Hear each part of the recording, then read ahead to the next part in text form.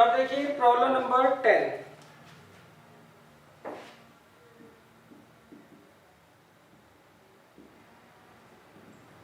इसमें मैंने कहा solve -1 upon mod of x -2 is greater than equal to 1। सही। और यहाँ पे इन्होंने कहा x की वैल्यू जो है वो ±2 के बराबर नहीं हो सकती। सही। वो तो खैर आपको भी पता ही है क्यों नहीं होगी। अच्छा अब देखो, अब हम इसमें क्या करेंगे, सबसे पहले इस 1 को इधर ले जाओ। क्लियर है? इसमें क्रॉस मल्टीप्लाई नहीं कर सकते, ये तो पता है आपको। Yes sir. इसमें आप क्रॉस मल्टीप्लाई मत कर देना, क्यों? उससे इसकी सिग्निफिकेंस हट जाती है। तो हम क्या करेंगे, सबसे पहले 1 को इधर ले आते हैं। अब लीजिए एलसीएम, ये इधर चला जाएगा।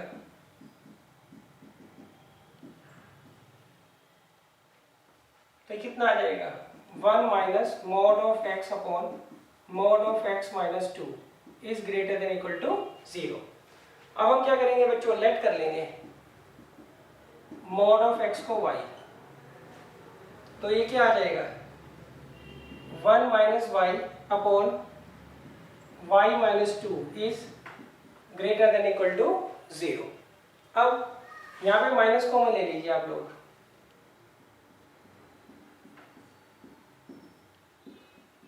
अब माइनस से जब मैं इसको डिवाइड करूंगा तो ये सिंबल क्या होगा, उल्टा हो जाएगा।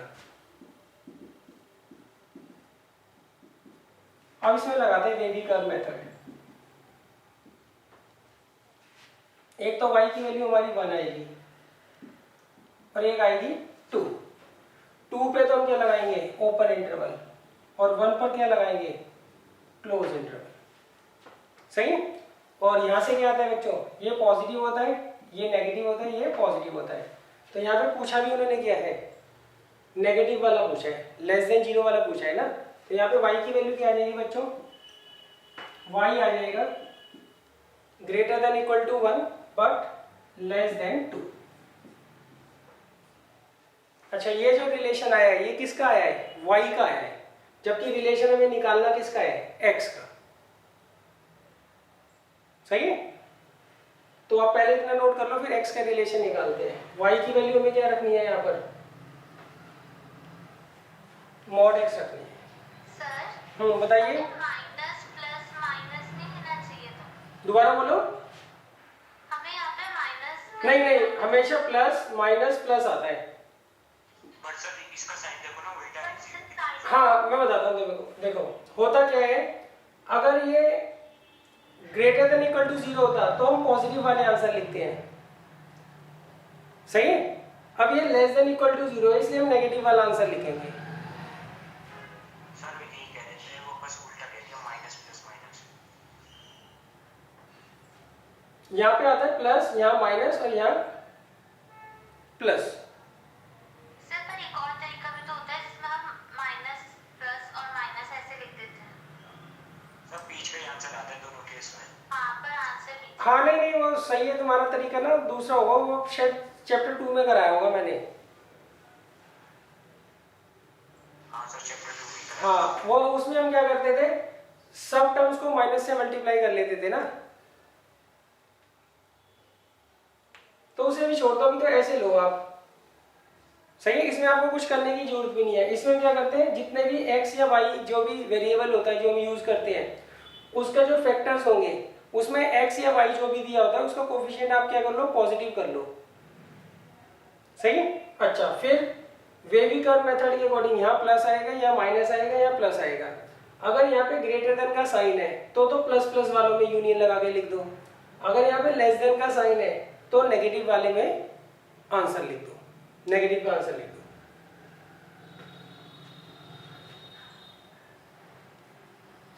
क्लियर बच्चे? तो यहाँ तक नोट कर लो। भी मेन काम तो रह गया हमारा यूनाइट करने वाला, यहाँ तक तो हर कोई कर लेता है।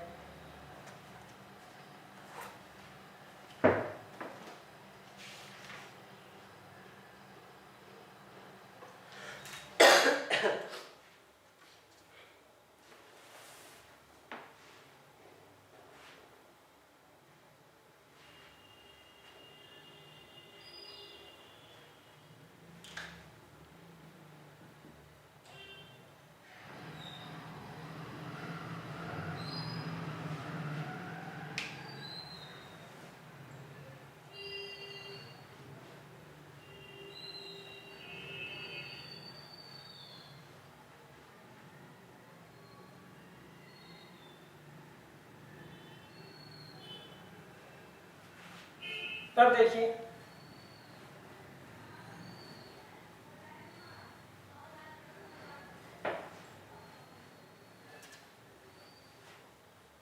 हमारे पास आंसर आया है 1 is less than equal to y is less than 2। अब इसे दो जगह तोड़ लो।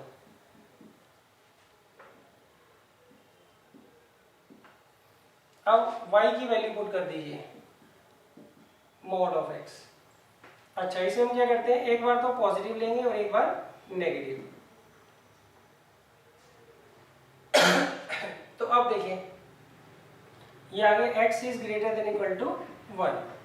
अब यहाँ पे माइनस से डिवाइड कर लो तो -1 इधर आ जाएगा और ये सिंबल क्या होगा, उल्टा हो जाएगा।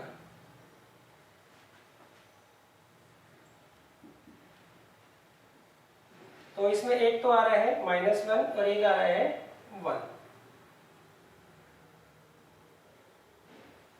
अब बताओ बच्चों, इसमें मैंने कहा x की वैल्यू जो है 1 और 1 से तो बड़ी होगी और यहाँ पे x की वैल्यू -1 और -1 से छोटी होगी। तो इसको हम क्या करेंगे, यूनाइट करके लिखेंगे ना, यूनियन लगा के।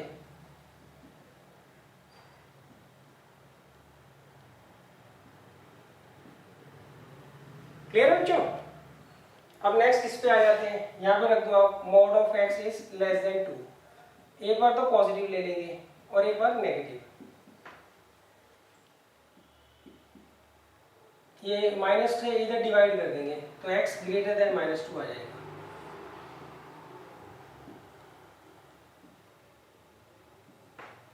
तो ये आ गया, एक तो -2 और एक 2, दोनों पे ओपन इंटरवल। यहाँ पे हुआ था x की वैल्यू 2 से छोटी होगी, यहाँ पे हुआ था x की वैल्यू -2 से बड़ी होगी। तो इनको जब हम लिखेंगे तो ये कॉमन एरिया आ रहा है ना, कॉमन सॉल्यूशन। तो इसका हम लिखेंगे x बिलोंग्स टू -2 से 2। सही है। अब जब इन दोनों को यूनाइट करेंगे तो हम क्या करेंगे, इनके बीच में यूनियन का साइन लगा देंगे। क्लियर है बच्चे? तो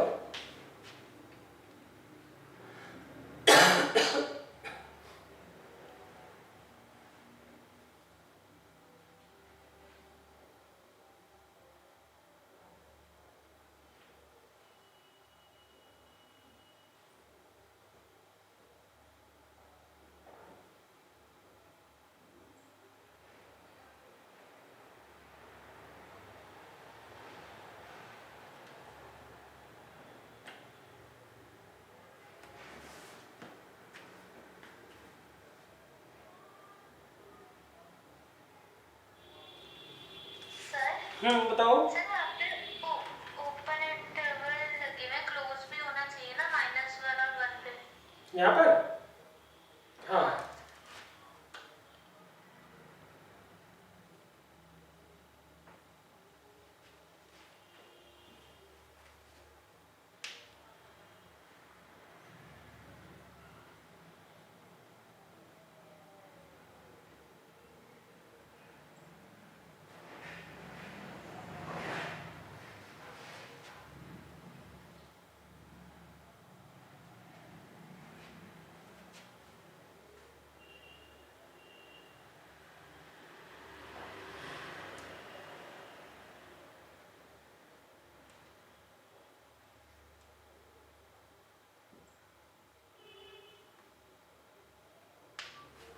अच्छा बच्चों बताओ, इन दोनों में यूनियन लगेगा या इनके कॉमन चीज देखेंगे, ये बताओ जरा।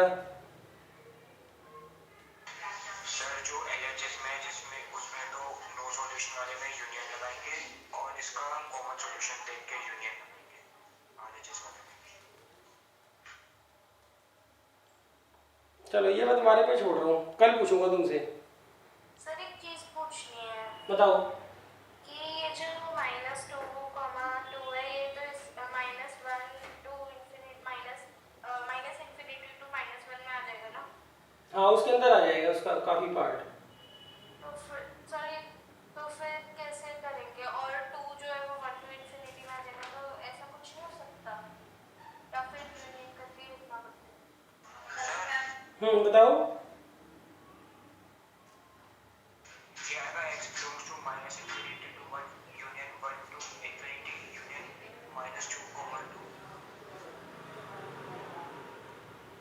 अच्छा एक बार ना इससे पिछला क्वेश्चन करो तुम, फिर तुम्हें बताता हूँ क्या डिफरेंस है इसमें। इससे पिछला क्वेश्चन में देखो,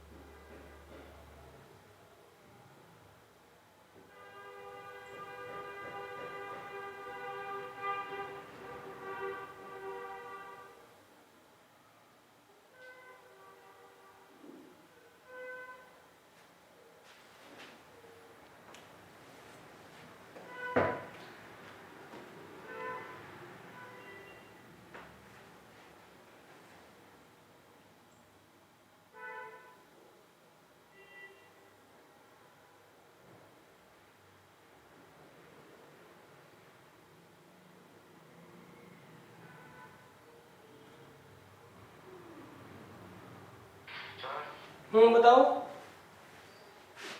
x belongs to -2, -1 union 1, 2 x belongs to -2, -1 union 1, 2। अच्छा इसमें क्लोज ही लगेगा कहीं पे इंटरवल? सर -1 वाले पे। देखो मैंने तुम्हें यूनाइट करते वक्त क्या कहा था, मैं कहा जब भी हम इनका यूनियन करते हैं तो अगर कोई कॉमन एरिया आ रहा होता है तो हम वो लिखते हैं, अगर कॉमन नहीं आ रहा होता तो हम क्या करते हैं, यूनियन करके लिखते हैं। ये बताया था ना तुम्हें। Yes sir. तो अब देखो इन दोनों को यूनाइट करके देखो, इनका कॉमन एरिया आ रहा है, कॉमन एरिया वो ये है, इसलिए हम इन दोनों के बीच का क्या करेंगे, यूनियन लगा के लिखेंगे।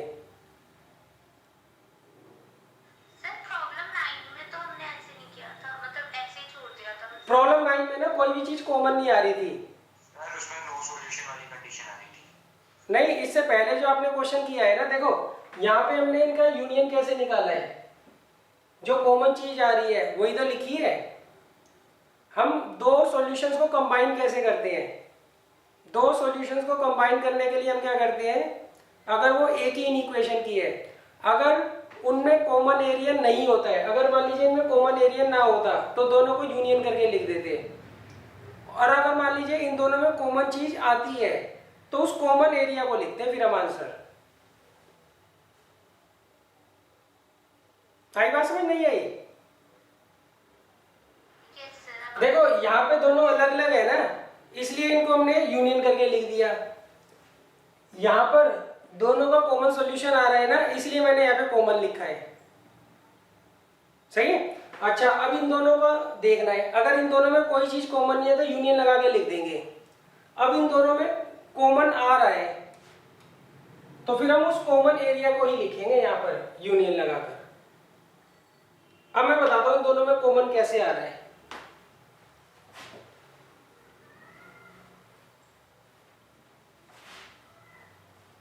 ये ध्यान रखना भाई क्वेश्चंस का। पहले मैं इसको लिख रहा हूं,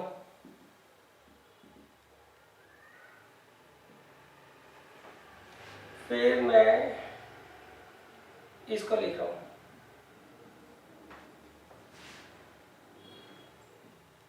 सही है। अब मैं इसको लिख रहा हूं बच्चों, -2 का आएगा यहां पर, 2 का आएगा यहां पर।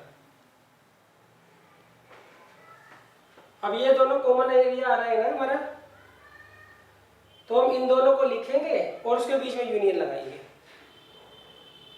यानी सही बताया था मैंने। हाँ सही बताया था।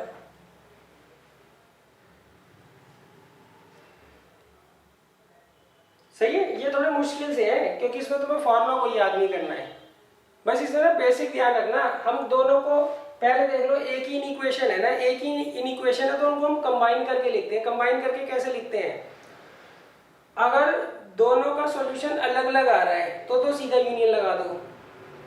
दोनों का अगर कुछ कॉमन आ रहा है तो उस कॉमन को लिखते हैं।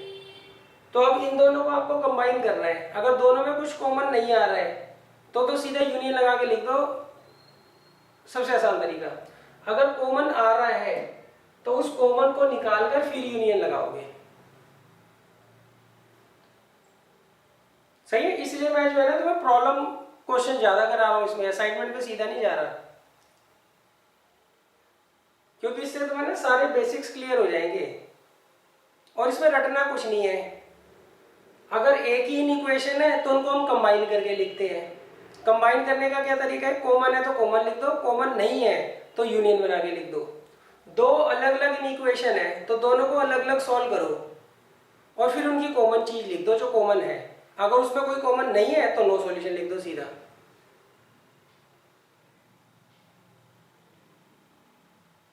क्लियर है बच्चों? ये तो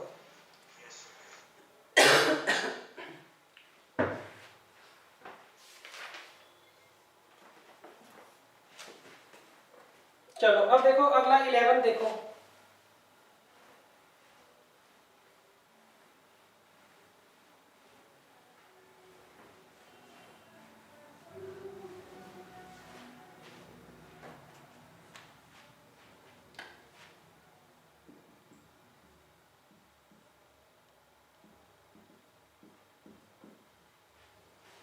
हाँ जी, ये बताइए कैसे करोगे बच्चों। देखो ये जो ऐसे होता है ना mod of A by B, इसका मतलब ये होता है mod of A divided by mod of B. सही है। तो mod of 2 divided by mod of x minus 4, तो ये तो 2 ही होगा। ये आगे समझ? हाँ इसमें भी लेट करना पड़ेगा। अच्छा बताओ क्रॉस मल्टीप्लाई कर सकते हैं हम? नहीं सर, फिर x के सिग्निफिकेंस का तो हाँ तो इसको इधर ले आओ पहले।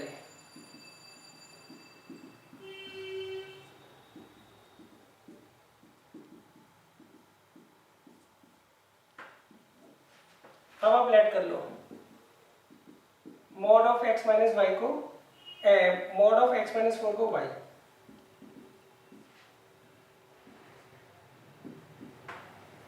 अब देखो पहले इसे पॉजिटिव बना लो,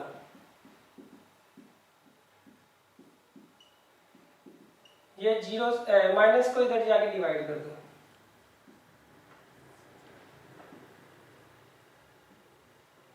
तो एक तो जीरो आ गया, जीरो पे ओपन इंटरवल, 2 पे भी ओपन ही आएगा।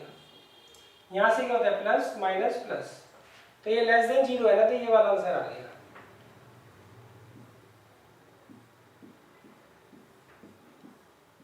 सही। कैलकुलेशन देख लो यहाँ तक बस आप पहले तो। सर ये 2 माइनस वाई की जगह 1 माइनस 2 हो जाएगा। हाँ y माइनस 2 आएगा, शाबाश। यहाँ पर यस सर। हाँ शाबाश, मैं ध्यान नहीं दिया जल्दी के चक्कर में।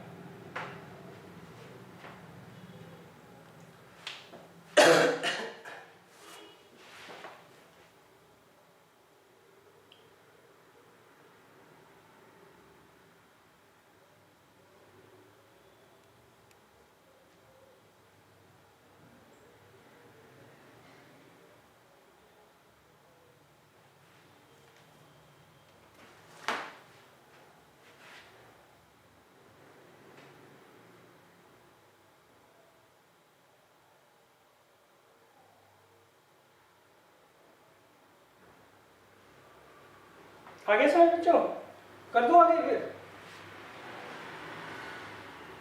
1 मिनट सर। ओहो चलो करो।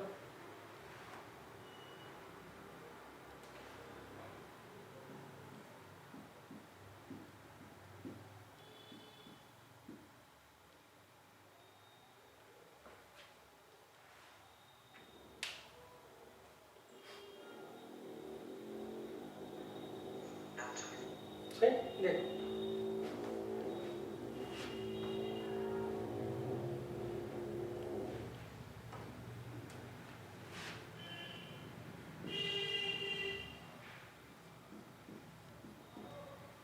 अब देखो y की वैल्यू लगा दो, क्या है मॉड ऑफ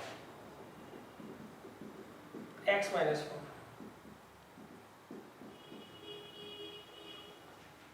क्लियर बच्चों? अब वही पॉजिटिव और नेगेटिव वाला केस।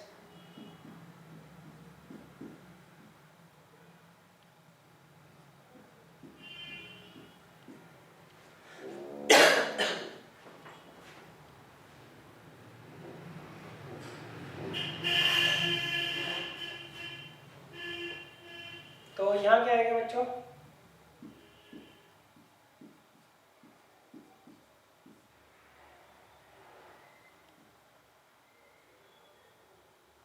माइनस से डिवाइड कर दो।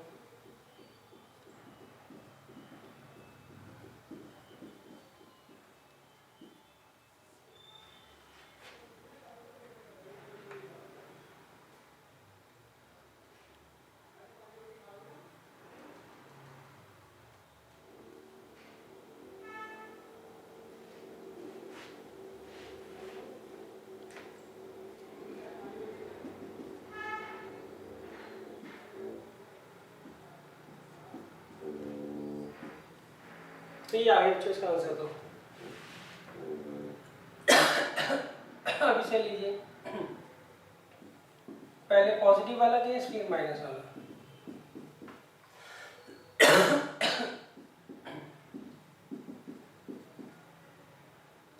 इसको इधर ले आओ, इसको इधर।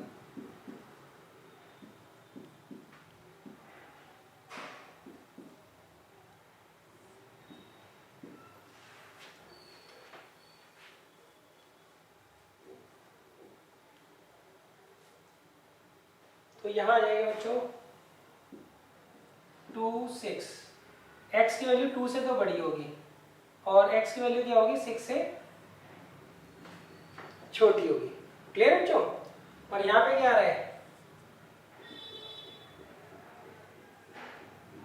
x की वैल्यू 4 नहीं होगी, 4 से बड़ी भी होगी और 4 से छोटी भी होगी। आगे बात समझ बच्चों? चलो अब बताओ इसका क्या आंसर आएगा?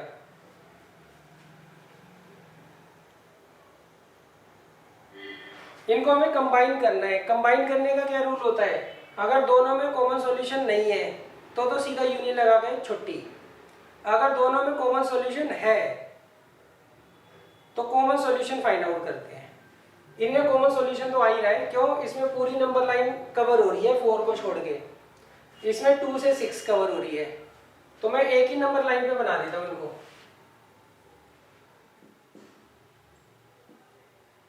ये है 2, ये है 6। सही है? और ये है 4। तो बताओ बच्चों क्या आंसर आएगा इसका? हाँ, x belongs to 2,4 यूनियन 4,6। शाबाश। आगे बात समझिए।